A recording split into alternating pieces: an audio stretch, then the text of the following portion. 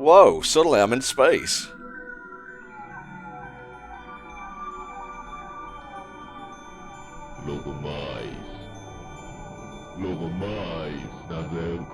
Nahatum. Ooh, sounds end of the worldy.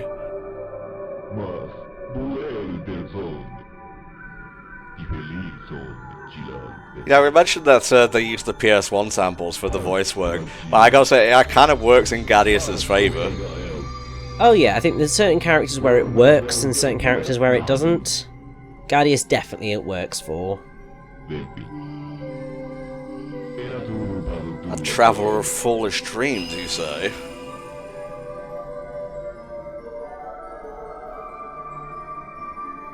Sup, I'm just hanging out here, ending the world.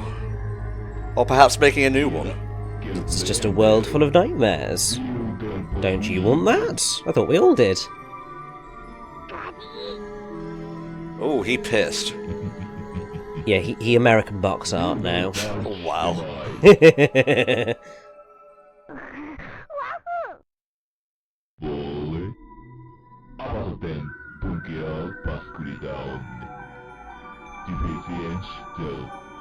Well, I mean, you're supposed to be the opposite of the good thing, so fair enough you were created that way, so I can't really blame you for being frustrated, but...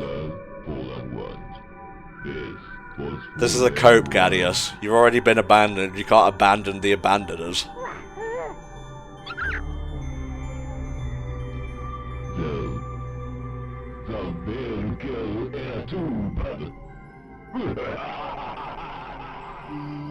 He's like a master ventriloquist, he didn't even open his mouth for that laugh. Alright, this is going to be a tricky one, so forgive me if there is some editing here and there. Whoa, Nelly. So basically he's just got to rain moves down, and you got to throw him back.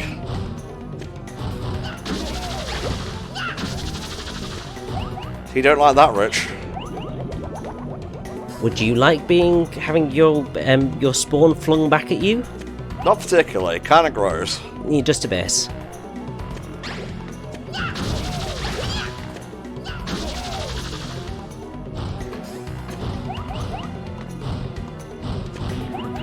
I believe that should be enough. Yes, phase 2. Alright, this one's not too bad. It's the first phase that I kind of struggled on the most. Just because you got to get to grips with a lot of things, like falling down on you. That is fair, although evidence is suggesting that phase 3 is the one that's screwing you over the most. Yeah, there is that. Tabloids have been noted as saying Entom sucks at video games. I mean, I don't think that's quite true. All evidence to the contrary, Rich. Give yourself a little bit more credit. Maybe. I got to the final phase with 2 hearts, let's see how I do. Yes, although obviously, as is currently evidenced of, you're failing miserably on the penultimate boss of Babby game, but... You know what, that's deserved. I've made you sit through many a retake of this.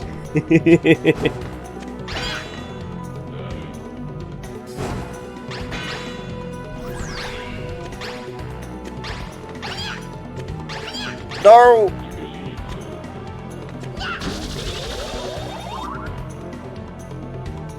One more hit should do it, just don't die.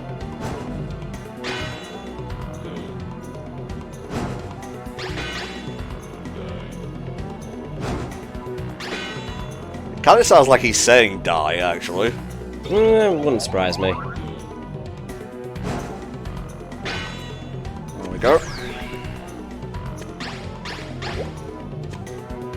Steady, Tom. Easy. Nice! Oh, thank God. That was so clutch! Poggers, etc. Oh, don't be so dramatic. He's dying, Tom. God, give him a break. Well, he doesn't have his cool inner Galaxy Cloak thing from the PS1 version, so no. I will not give him slack. Hey, Clonoa, it's us. Remember us? Remember some of you. Okay, yeah, I remember all of you now. I can't not think of that one... Diggersby. There we go. Diggersby, the Pokemon. Would that go? Fraggle Rock. And, I don't know, a Servbot with a cool fit.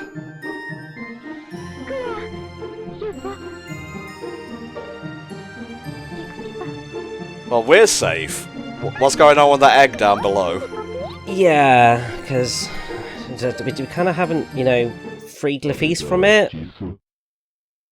You haven't actually killed me. You didn't win. You didn't win. Oh, Gadius. You're such a fucking asshole.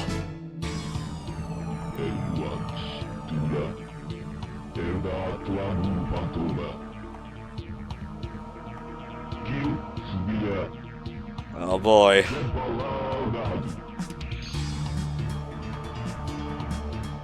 Kind of like the egg that Iblis was in. Iblis wasn't an egg, right? I said, as if yes, I agreed, but then I was like, I've never played Sonic 06, so I can't really comment because my memory of that game doesn't really exist because I've never played it. Stop calling me Strange Dream. I'm Klonoa, a good boy.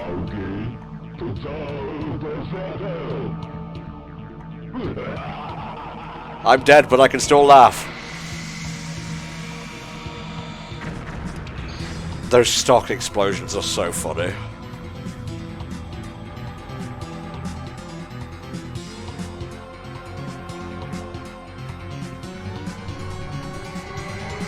Oh lord, he coming.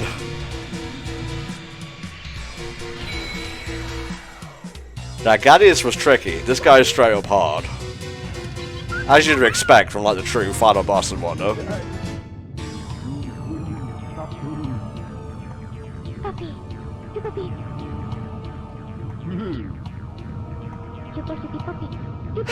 This final power is also the funniest thing. All 5 tribes must work together in harmony. Like that one song from Tarzan, but with a few more families added in. Oh yes. 5 worlds, 1 family. Trust the dream. Let dreams decide. Something, something. Yeah, let's go. Guide this bullet we see. Thank you. Phil Collins, eat your fucking heart out. Why couldn't we have cashed a ride with Pablo as well?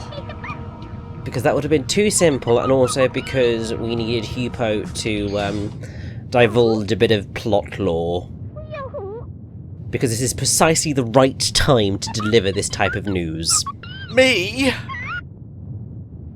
I never saw it coming, Rich. No, neither did I. It's shocking.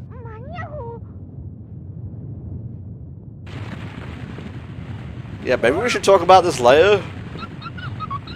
He has a real knack for explaining things at the worst possible moment, does Hubo.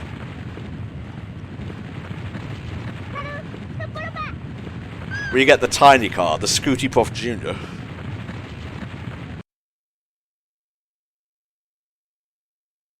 But for just one moment, we can enjoy ta-ta-ta-ta, ta-ta-ta-ta again.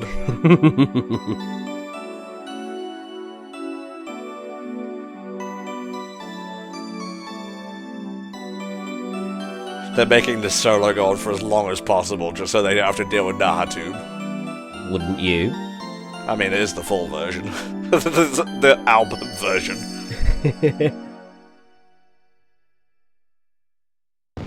Yeah, there we go, we got them all. Woo! I think we're both a little drained at this point, but that's fine.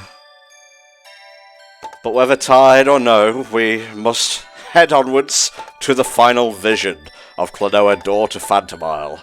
Let's go.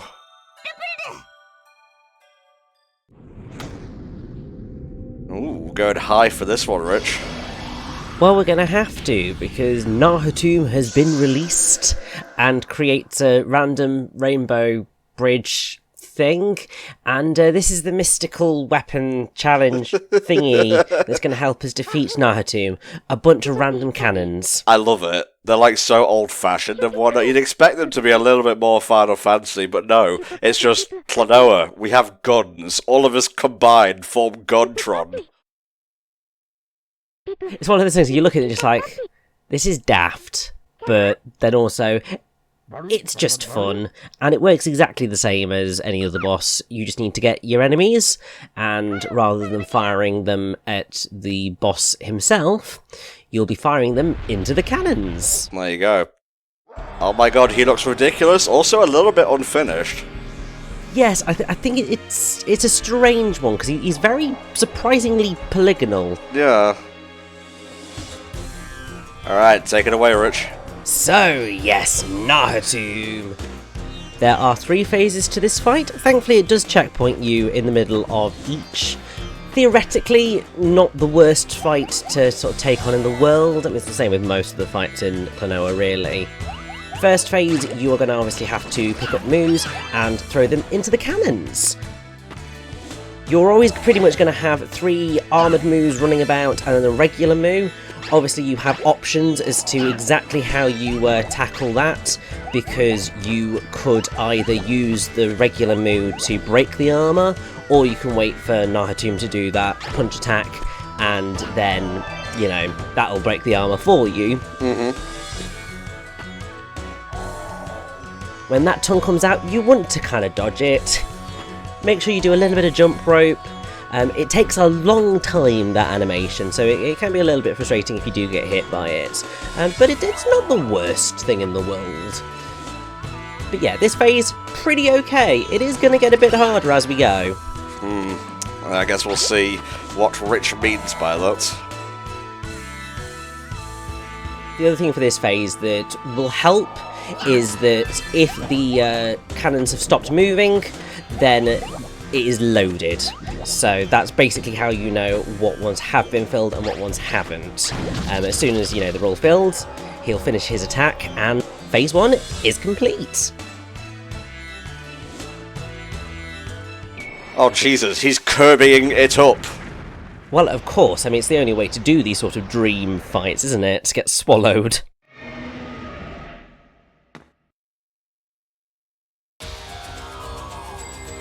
Oh. You're a big old Kirby in the background boss face guy. This one's pretty simple, so I'll take over for the commentary on this one, Rich. That's fine by me. Alrighty, we got moos, we got lasers, we got crystals. Use the moos to hit the crystals while dodging the lasers. Pretty elementary, really. Oh. I think these moves are a little bit lemmingified. Yeah. Why were you going faster uphill? That don't make a lick of sense. Dreams? I don't know. I see dreams every day. I guess Klonoa kinda does. He clearly does, obviously, because he is a wandering dream.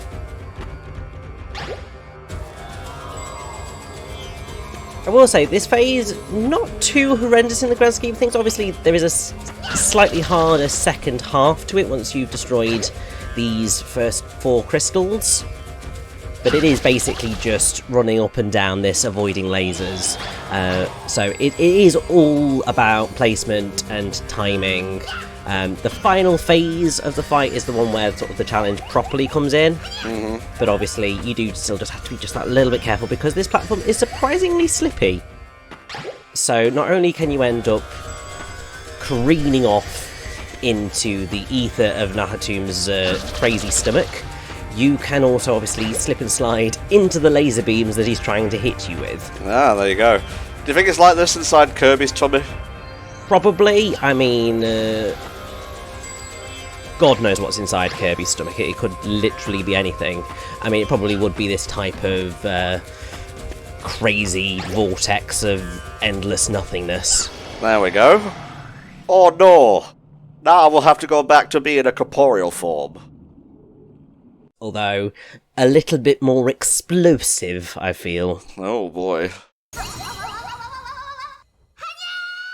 Help, please. The fuck happened out here? I know. It's like it went from slightly daft nightmare to, oh my god, proper nightmare fuel. Yeah, this is like a dark Digivolution. Also, you know, like a proper Kirby final boss. You're not wrong. You're not wrong. Oh man, that Kirby 30th anniversary the other day was fantastic. The concert, I mean. The anniversary itself is nice, but you know, the concert is really what I'm all about. I still need to watch the concert, actually. It's on my list of things to do. I did actually start trying to watch it today, but I was just like, oh no, I have got other things that I need to be doing today. This is where the challenge comes in with this phase, because one, you have got to double jump the moves into the pits. So obviously there is a whole bit of timing with regard to getting them in there, but also what Nahatum lovingly does is he destroys the platforms that you're running on. So if you don't get your run on fast when he starts doing it, you're going to have no ground to work with. And obviously that's not fun when you're needing to potentially hover to escape into saving your life. No. Alright, your comes in freeze now. I got it. Pretty much, although obviously you got also Armoured Moo and Regular Moo.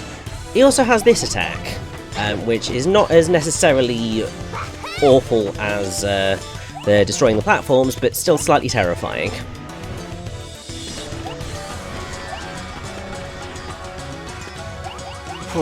Alright, keep it going, Tom.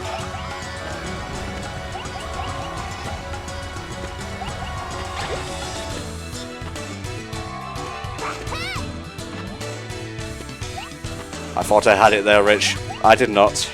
I know. It's fine. It's so easily done. This is why I would say this phase is definitely the most challenging, and it is because obviously you're dealing with a lot of stuff at once, and the timing that is required to get the moves through the holes is ever so slightly odd and weird.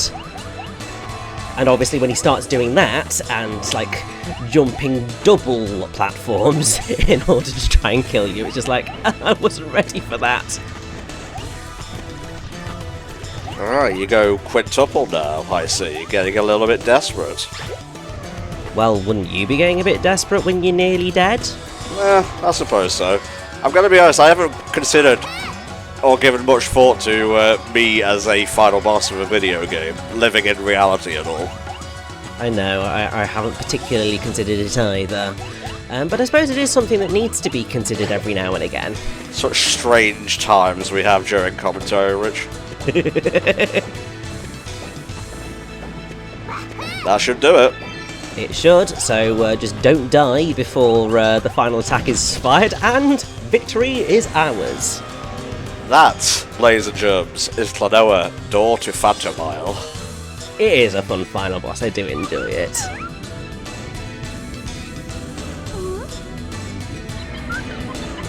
Fuck yes, buddy. Load me into the anti-darkness cannon and fire me at that sucker. Yeah, I think that would be particularly beautiful.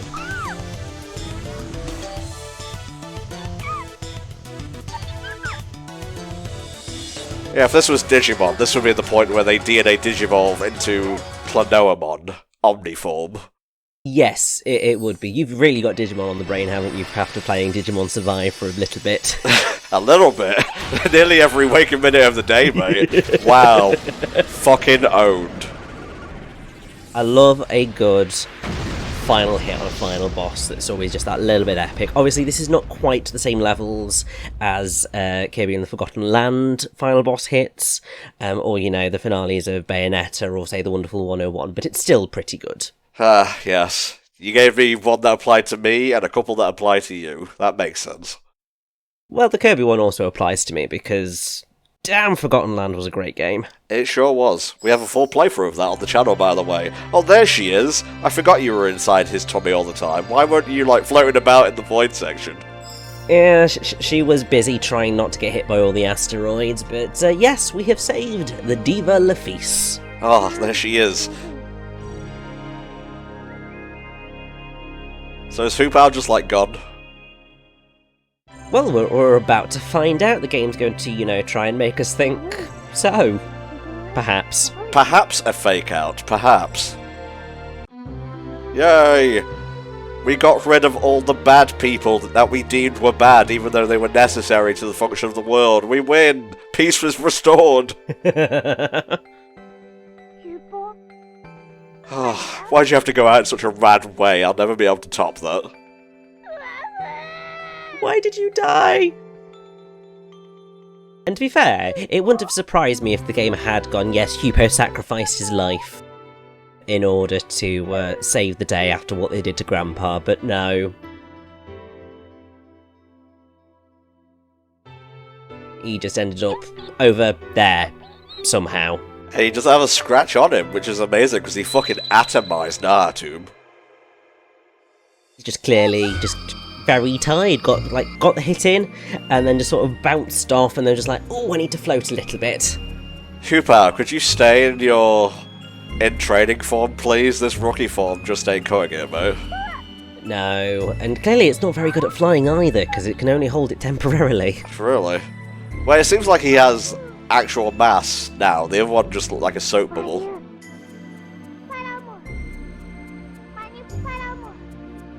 Oh god, knowing what comes in like a minute. I'm not letting go, I will never let you go. Oh, my heart. There is a point of contention between the PS1 version of the game and the Wii/Switch one in regards to how the ending is handled. It doesn't change a line of the script, it doesn't change how it plays out. It's just, I guess, the way it's shot, for lack of a better word. It's still an effective ending, but maybe it hit just a wee bit harder in the original because, well, for one, it was a CGI cutscene, whereas it's going to all play out in-engine here. And two, the emotion was just a little bit rawer.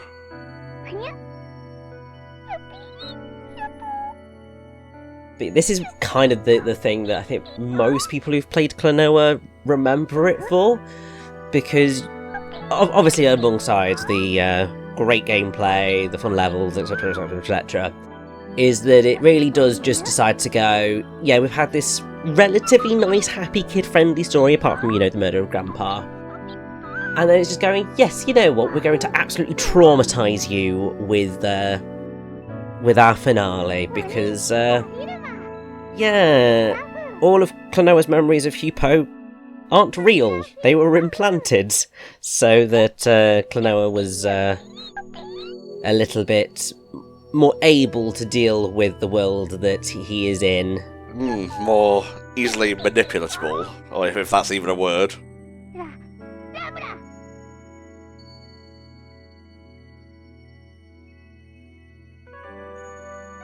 Klonoa's not of this world, so put two and two together.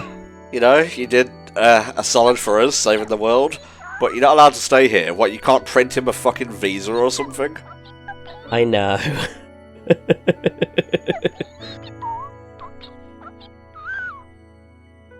Well, you know, we saw how they deal with nightmares, so I guess if Klonoa forced his way to staying here, he would eventually wind up like Gadius. That's just a theory on my part. I mean, there's every possibility, but yeah, it just breaks my heart. I most definitely did cry the first time that I ever saw this ending, in large part because I was not expecting it in the slightest. But also it's one of those things, and it is just very heartbreaking. Oh no, she's singing the song of kicking a guest out at the end of an awkward evening.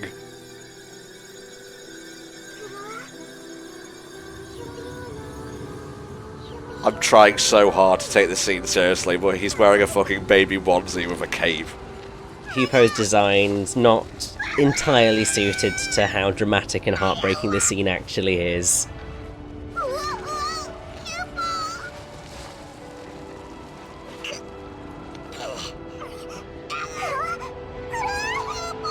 Yeah, it's funny because here it looks like he's trying to take the ring off Klonoa. Yeah, things just seemed a little bit more dire in the CGI cutscene from the PS1 version.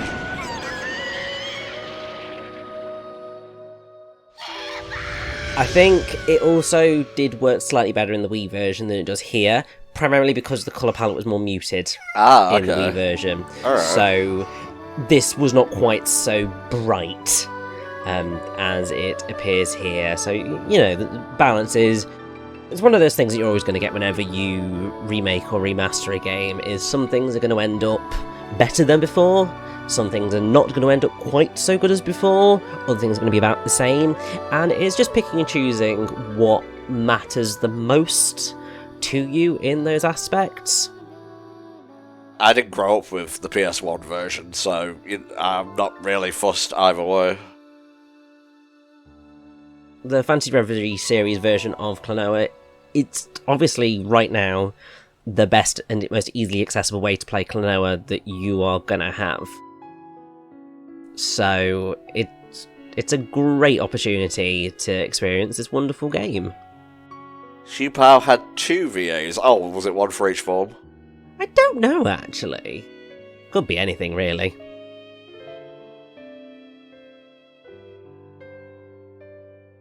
And there's the ring on the table, though. Haha, I'm here, Clonoa. Did you enjoy my boss fight? It was alright, I guess. It ranks in, you know, the top 5 of the boss fights in Klonoa. I'm gonna be honest, Rich. I don't know enough about Clonoa to kind of, like, nitpick your list. You know, with saying it's in the top 5 bosses of Klonoa, there's only, like, 6, 7 bosses in Klonoa, so it's a pretty small list. We're talking about final bosses here, right? Oh, and it wasn't talking about final bosses, because, you know, there's only actually 2 mainstay Klonoa titles, and then the rest are all GBA titles. Fair enough. I'd say most of the best bosses are in Klonoa too, to be fair. But Guardius is pretty good, Nahatum's pretty good, but the best ones are in number 2. I agree. But before we get to number 2, let's talk a little bit about how we felt about Klonoa 1, Door to Phantomile. I enjoyed this version of the game. It controls well, the music's great. Visually there's a bit too much bloom, but otherwise the art style really works for me. There's just some annoying jumps here and there, and I think they refined that sort of thing for the second game, because I don't recall falling into pits that much until, like, the final world. So, I don't know, maybe I just blocked out all the times I died, but otherwise this is a very solid platformer. I can see why people grew up loving it.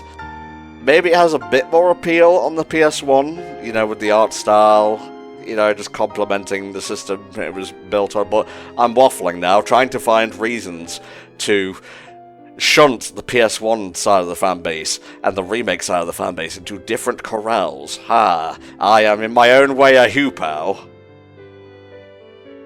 I'll just say, I am so happy that I got to re-experience Klonoa. This is a really good way of experiencing the story, and yeah, for the love of God, please go out and get it, because I want more Klonoa in my life, please. That's me. That's my name on the book.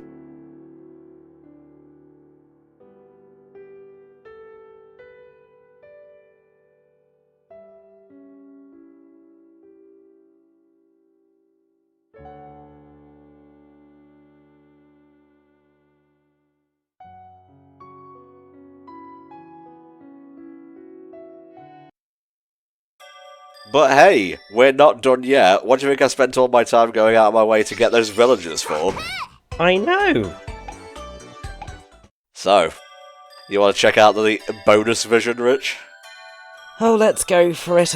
We'll see whether, you know, brain and heat will allow us to survive the extra vision, because, I mean, it's not necessarily long, but bloody hell is it challenging. Alright, 6-2. Here we go, extra vision. What is Diggersby doing there? I forgot his actual name. I'm just going to call him Diggersby from now on. His name's Baloo. Fair enough. Look for the... I don't want to get a content ID, thank you very much. But yes, so Baloo finished building his tower. Nice. And he's going to be a bit of a dick, because, you know, he's just like, yeah, this is my tower, this is full of fees, steer clear, she's mine, because, you know, she's totally, you know, going to want to go out with him. Dude, you're like, what, 40? Yeah, little bit sus.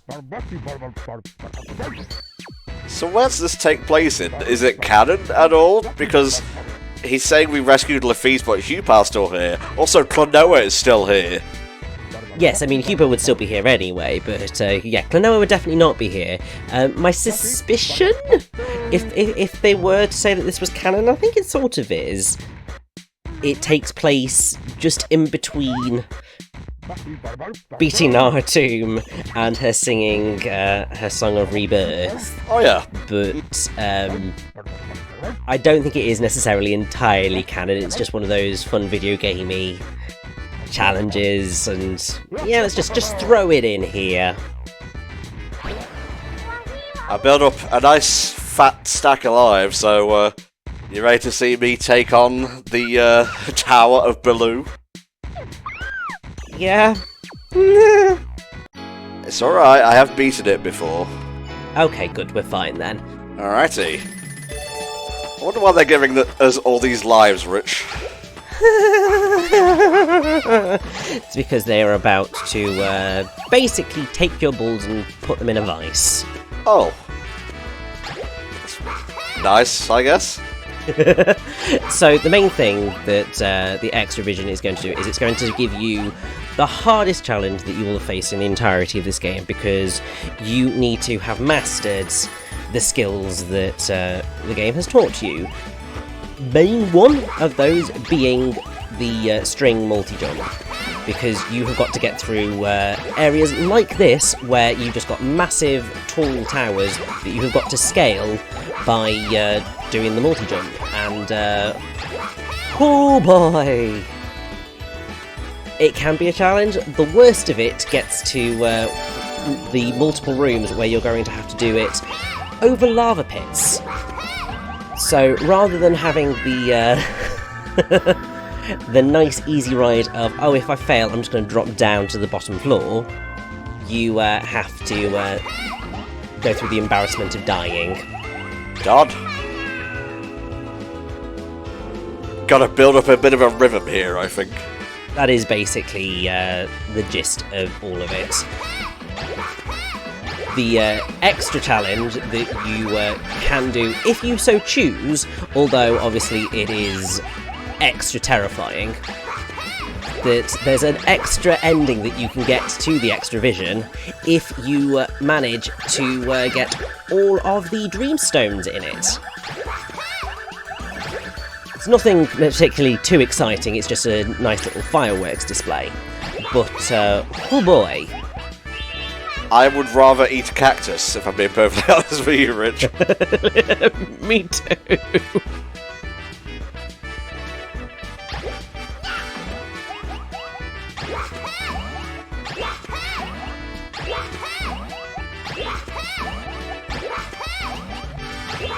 Woo, there we go. Alrighty, if this starts to go on a little bit, I will actually start quitting, so just let you guys know in advance. There's every chance that this is going to go to hell in a handbasket at certain moments, particularly in these middle rooms, because, oh boy, it is out for your blood.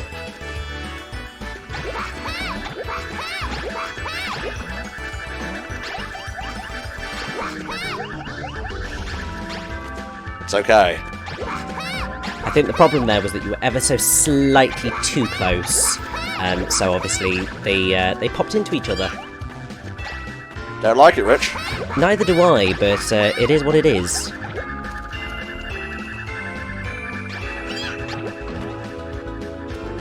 I do believe that on that penultimate Teton you can make it to the top level. Well, hey. Yes, that extra one's technically there to just save your ass, but also it just completely screws you over, doesn't it? It does indeed, Rich. Oh god, this room. It's alright, I'm just christening it. Bloody hell. Tom, do you want to know what the speedrun time for this is? What's that, mate? It is currently, according to speedrun.com, on this particular version, 1 minute and 47 seconds. Jesus Christ.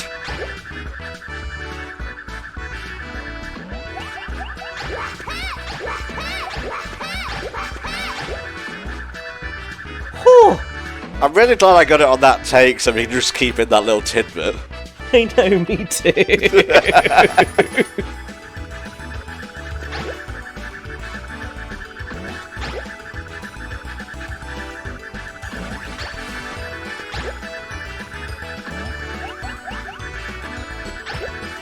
It also looks like it took somebody 45 minutes, and 50 minutes it took somebody else. So, yeah, if you're not prepared, this could be a nightmare. It's alright. I'm prepared. I have my trusty Rich with me here today. Yeah, because I'm going to be able to do so much from over here. But this is actually, I believe, the final room.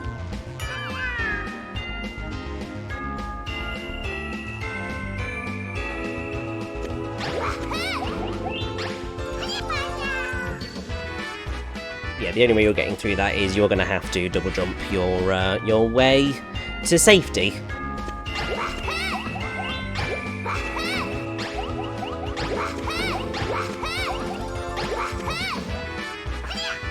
Works for me.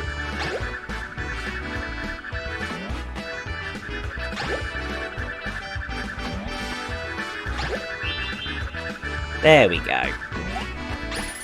Don't ask me why it takes a couple of tries, sometimes it does.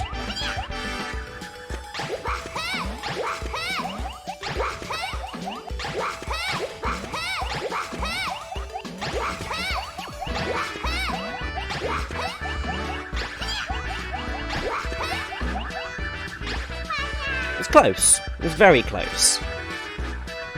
I remember what I have to do in this particular bit.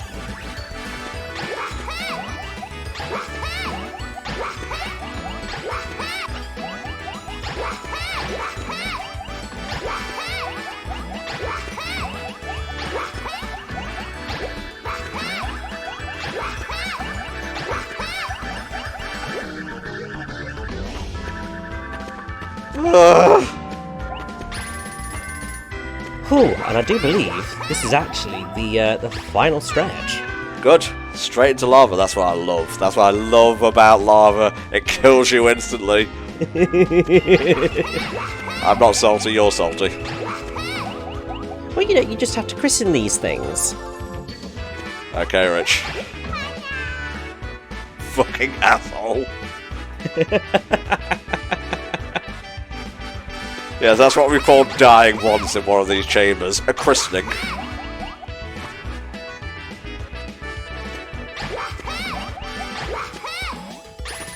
And here we are. This is the final stretch. That is lava there, so don't go too wild into the yonder. Strangely, that final bit, easy as pie. Really? It's probably the easiest part of that whole challenge. Yeah. Bizarre. So there we go. I'm not sure if we'll do the bonus level in Klonoa 2, because that does require, again, all of the Moment dolls. Moment dolls, yeah. And honestly, it's not as story satisfying, let's say. For one thing, you don't get to see a digger's being get cooked. No, you don't. In fact, there is basically no additional plot that comes along from doing those at all, so you don't get anything. It's just there. But yeah, poor Baloo. I don't feel sorry for him at all, honestly. I mean, you made a nice tower and all, but that thing where you have to get on the swing-a-majig down and go under and up a few times before it works properly doesn't sit right with me. No, it doesn't sit right with me either, but hey, you beasted it, you made it, we have rescued Luffy's from Baloo, or, you know, got here in time to comfort Blue from his heartbreak. But, yeah, that is everything that Klonoa 1 has to offer in the Fantasy Reverie series. The extra mirror mode that was added to the Wii version and the additional challenge rooms that were introduced into that don't exist anymore. Not the worst thing in the world. And we get a lovely little music player for our troubles, which is always nice. La la la la la la. Are you playing your EP right now? No. Oh, Cope and Steve. Why don't you go have a run through your tower? Maybe that'll make you feel better. Yeah, although I don't think he can fly, so he might struggle a little bit. Although he did jump up to the top of the tower, so yeah, what do I know? What a wonderful way to finish a game all about dreams. It's to show some dreams being broken. Such is life, I suppose. Alright, folks. This has been Klonoa Door to Phantomile in the Fantasy Reverie series collection. We want to thank you all for coming and checking out this playthrough. We're going to be following up with Klonoa 2, Lunatea's Veil, probably next week at the time this video goes up. So thank you very much for watching. I've been Tom64. And I've been Richie. And we'll see you next time for another HSC playthrough. Bye-bye.